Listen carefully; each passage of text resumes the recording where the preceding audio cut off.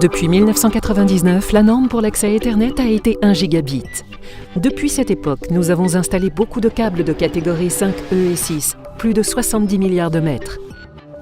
C'est 10 mètres pour chaque homme et femme et enfant sur Terre.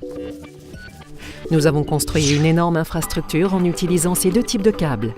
La plupart des réseaux d'entreprises s'appuient toujours sur les catégories 5E ou 6 et fonctionnent encore à des vitesses de l'ordre du gigabit. Mais le gigabit n'est plus ce qu'il était. Produire des médias de haute résolution, travailler sur de grands ensembles de données, vision par ordinateur, imagerie médicale, il y a beaucoup de manières aujourd'hui de tirer un maximum de votre connexion Ethernet. Quant à votre point d'accès sans fil, ce n'est plus le goulot d'étranglement qu'il était. Si on regarde l'évolution dans le temps des vitesses de transfert dans le domaine du sans-fil, on voit bien où l'on se dirige. Le 802.11s et Wave 2 est déjà plus rapide qu'un gigabit. Et les entreprises sont en train de faire le changement, ce qui signifie que le gigabit sur réseau filaire est le nouveau goulot d'étranglement. Alors pourquoi ne pas utiliser le 10 gigabit BASE-T ? Si vos bureaux sont comme la plupart des autres et si vos murs renferment des câbles de catégorie 5E ou 6, ce n'est pas une possibilité. Arrêtez le travail, arrachez ces câbles et posez de nouveaux câbles de catégorie 6A, à raison de centaines de dollars à chaque fois. Ouvrir les murs de votre bâtiment. Est-ce même une possibilité ? Probablement pas.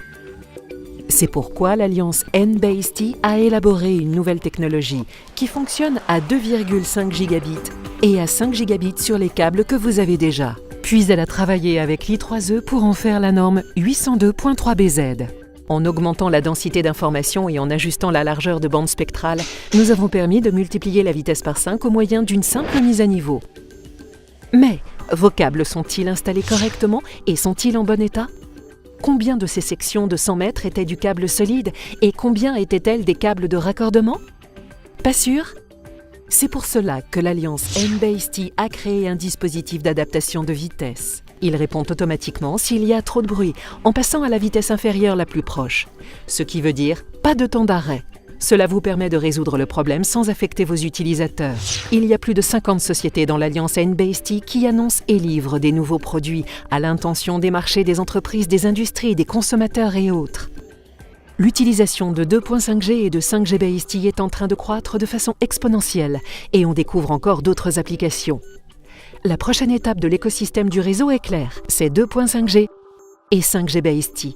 Cette fois-ci, rester dans le mouvement exige seulement une simple mise à niveau.